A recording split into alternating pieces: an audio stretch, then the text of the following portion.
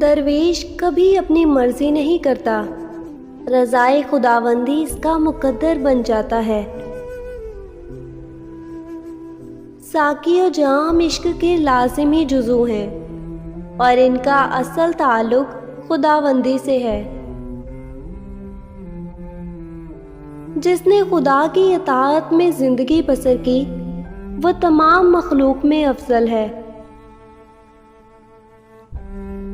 اپنے آپ کو بھلا دینا ہی سب سے بڑی غفلت ہے۔ راہ فکر اختیار کرنی ہے تو دنیاوی علائش و علام سے اپنے آپ کو پاک رکھو۔ اپنے آپ کو علم سے آراستہ کرو کہ یہی مرد کا زیور ہے۔ بزرگان دین کی زندگی کو سامنے رکھ کر ہی بہترین زندگی گزاری جا سکتی ہے۔ حسن مطلق کا ایک سر چشمہ ہے جس سے حسن کے سوتے پھوٹتے ہیں اور کائنات کو منور کرتے ہیں۔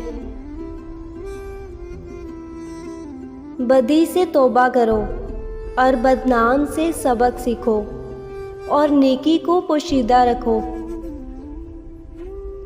اگر انسان کا دل عشق سے خالی ہے تو وہ انسان نہیں، پتھر ہے، اور اگر کوئی قوم عشق سے تہی دامن ہے تو وہ محض راکھ کا ڈھیر ہے۔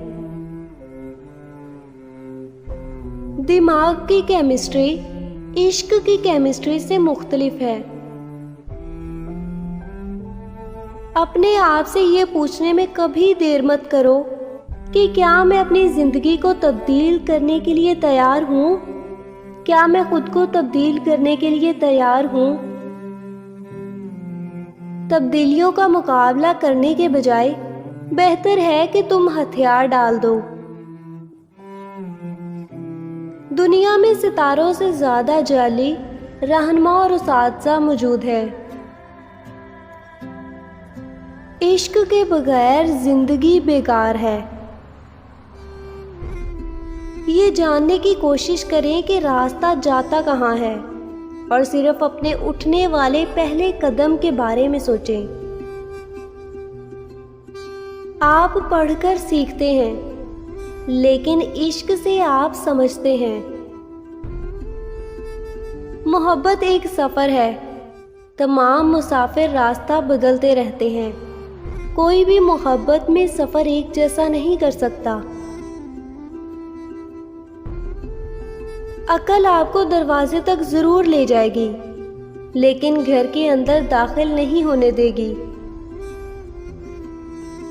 اس بات کا یقین کر لیں کہ ایک نہ ایک دن آپ اپنی جوابی دعاؤں کے لیے خدا کی تعریف اور شکر کریں گے جس کے لیے آپ رو پڑے تھے۔ سچ اور حق کے قریب جانے کے لیے ہمیں ایک خوبصورت اور نرم دل کی ضرورت ہوتی ہے۔